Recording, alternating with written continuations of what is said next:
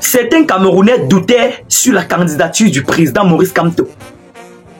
Pour tous les militants du mouvement pour la renaissance du Cameroun, MRC, qui doutent que le professeur Maurice Kamto serait candidat à la présidentielle 2025, pour ceux qui doutent que le professeur Maurice Kamto n'est pas éligible, n'a pas les conditions requises pour être président, pour déposer sa candidature, autant pour moi, voilà un avocat qui a détaillé, terre à terre, oui, qui a expliqué de manière propre. Voilà.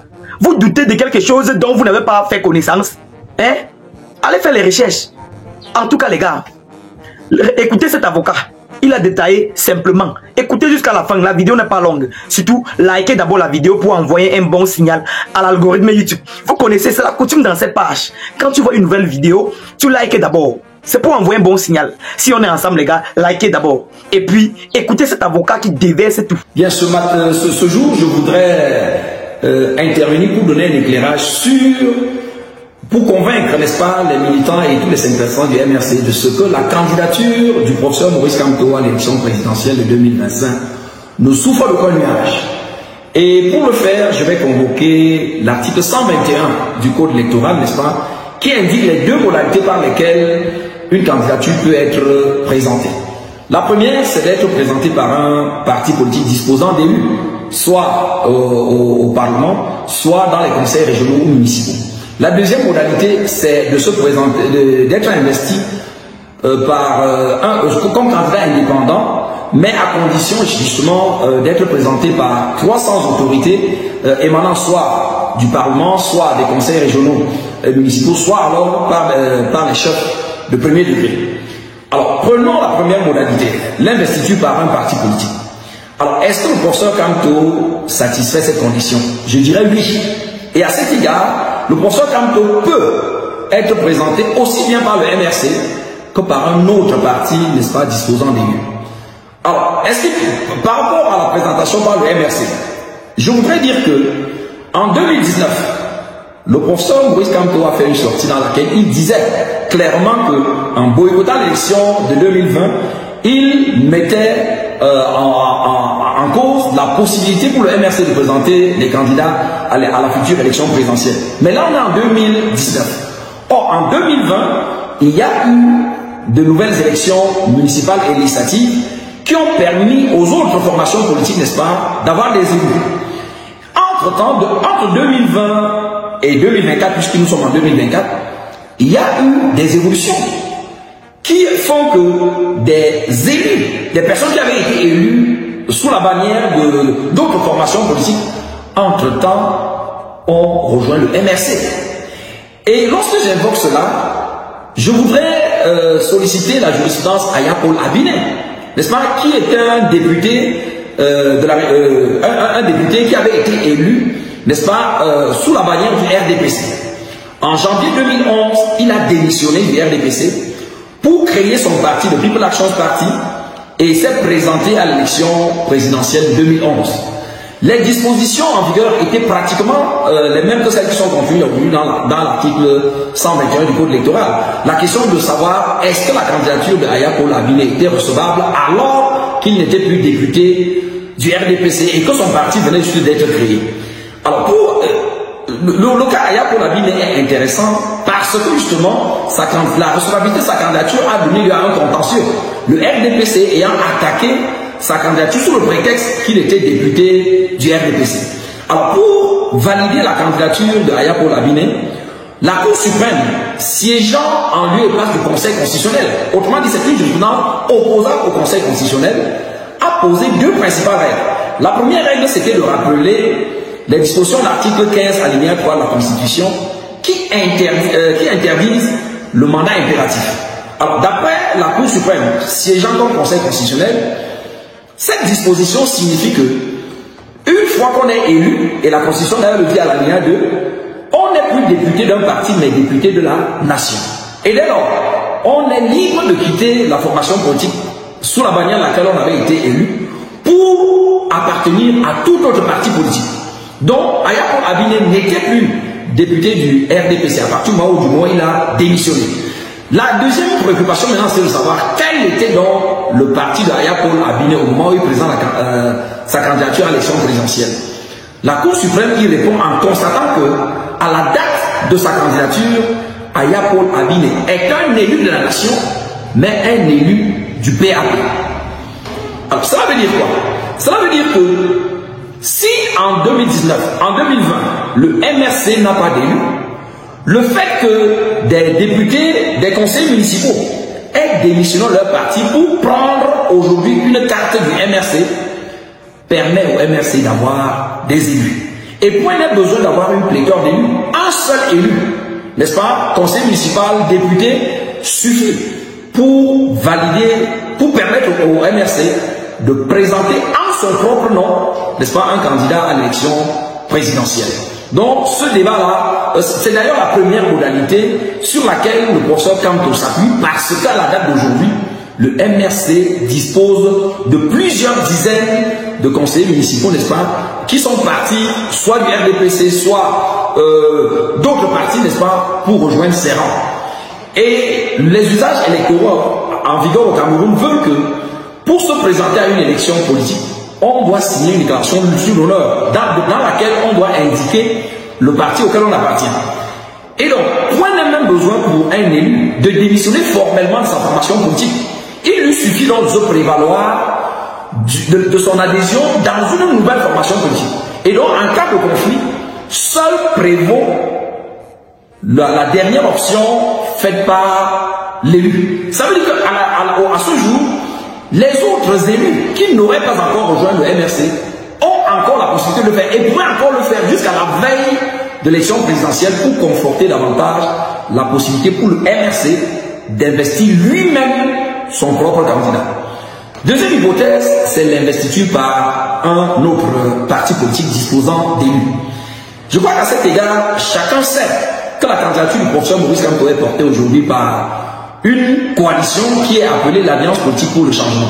Et cette Alliance politique pour le changement a à sa tête l'honorable Jean-Michel Nitche, qui est le président, n'est-ce pas, du FCC, le Front pour le changement du Cameroun. Alors, à ce jour, l'honorable Nitche est député. Et en nous appuyant sur la jurisprudence Aya Paul Abiné que nous venons d'invoquer, l'honorable Nitche est aujourd'hui député du FCC. Ce qui permet aujourd'hui au FCC d'investir le professeur Maurice Kamto dont il soutient la candidature. Et cette deuxième hypothèse est encore corroborée par la jurisprudence Cabral Libri et Akeremouna. Il vous souvient qu'en 2018, Cabral Libri n'avait pas de parti politique. Il a été investi par le parti Univers du professeur Kouvongo, qui avait des élus, n'est-ce pas, dans la région de l'Adamawa. Et sa candidature a été validée. Il en est de même du bâtonnier Akeremouna, qui jusque-là n'était connu comme militant d'aucun parti, mais dont la candidature avait été portée par le FPD, le Front patriotique pour le développement, une autre formation politique dans l'Adamawa, qui avait présenté sa candidature, laquelle a été validée. Alors, dans la même veine donc, rien n'interdit au professeur Maurice Kamto de recevoir son investiture plutôt du FCC dans la logique de la jurisprudence, n'est-ce pas, Akeremouna et Cabral Libri. La troisième modalité est justement celle qui oblige le candidat à être présenté par 300 autorités à raison de 30 par région, ces autorités étant soit des députés ou des sénateurs, des conseillers régionaux ou bien des conseillers municipaux ou alors des chefs de premier degré. Cela fait un effectif d'environ 30 000 personnes parce qu'on a plus de 10 000 conseillers municipaux, 900 conseillers régionaux, n'est-ce pas, plus de 20 000 chefs de premier degré et des représentants de chambres consulaires. Et par rapport à cette modalité-là, il me semble, je le dis au constitutionnel, mais il me semble que c'est la modalité par laquelle était passé l'un des candidats à l'élection de 2018 en la personne du défunt pasteur Franklin Difo Afangou. Il vous souvient que ce pasteur avait été présenté par sa propre formation politique qui était le MCNC, le mouvement citoyen national du Cameroun. Or, cette formation politique avait été créée simplement en mai 2018, c'est-à-dire 5 mois avant la présidentielle. Et entre la création de ce parti et l'élection présidentielle, il n'y avait pas eu d'autre élection pour que ce parti puisse se prévaloir d'avoir des élus forts. Donc, si la candidature de Franklin Dufort a été admise à l'élection 2018, soit un des élus, un des élus ayant été investi par l'un des partis avait rejoint sa formation politique pour rejoindre la deuxième modalité dont je parlais tout à l'heure, soit alors Franklin Dufort a certainement pu obtenir les 300 signatures. Alors, au regard de ce rendant, si les honorables Cabral Libi, le bâtonnier Aké Moula, le pasteur Franklin Dufort ont pu être candidats à l'élection présidentielle, alors qu'ils ont moins de notoriété que le professeur Maurice Kamto, qui dispose aujourd'hui du premier appareil politique au Cameroun. Mais pourquoi est-ce qu'on peut penser que ces possibilités lui soient impossibles? Si on prend l'hypothèse la plus compliquée, celle des 300 signatures, si le pasteur Franklin Dufort l'a fait, le professeur Maurice Kamto le peut bien.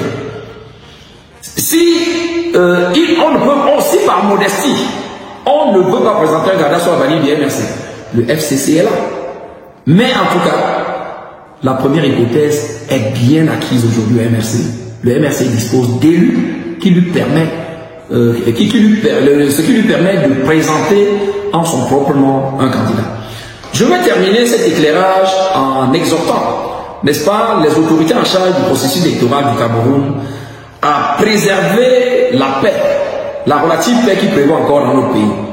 Parce que notre pays est secoué de toutes parts. À l'extrême nord, par Boko Haram, il y a la guerre du Nozo. À l'est, il y a les bandes armées, n'est-ce pas, centrafricaines qui menacent la paix. Et je les exhorte justement à tirer les leçons de l'expérience ivoirienne. La Côte d'Ivoire était jusqu'ici connue comme le arbre de paix par excellence en Afrique de l'Ouest, au regard de la stabilité, au regard de la quiétude qui y prévalait. Mais l'obsession des autorités à éloigner nécessairement un candidat les a poussés à créer la notion d'ivoirité, dont tout le monde aujourd'hui connaît les conséquences. Des dizaines de milliers de morts pour, à la fin, ne pas bloquer la candidature d'Alassane Ouattara, qui aujourd'hui est à la tête de la Côte d'Ivoire à son 3e mandat. Je crois que le Cameroun n'a pas besoin de prendre un tel risque. Lorsqu'on observe la scène politique aujourd'hui, le climat est très surchauffé. Vraiment, les jeunes sont tellement enthousiastes, tel que le contexte de 2018.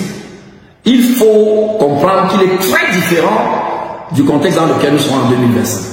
Et pour peu qu'on soit soucieux de la paix, je crois qu'on doit permettre au jeu démocratique de se faire en permettant, en n'embarrassant pas inutilement, n'est-ce pas, les textes qui ont clairement, auquel, n'est-ce pas, le Conseil constitutionnel lui-même a déjà donné sens à partir de la jurisprudence Aya jusqu'au cas de Franklin Afami en passant par les cas Cabral Libi et Aké Moula. Donc je pense que notre pays a besoin de paix. Le MRC a pour slogan, n'est-ce pas, le changement dans la paix. Je crois que on n'a pas besoin, pour que le professeur Maurice Kamto devienne le 3e président de la République du Cameroun, de passer par le sang d'innocents Camerounais. Il suffit simplement de se montrer légaliste et républicain.